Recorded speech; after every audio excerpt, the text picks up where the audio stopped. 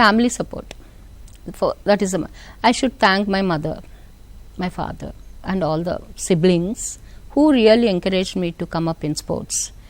అంటే నేనేమంటానంటే ఒక సేయింగ్ ఉంది, ఒక నోషన్ ఉంది అందరికీ ఏంటంటే స్పోర్ట్స్ ఆడితే వాడు చదవడని. తప్పు, రాంగ్.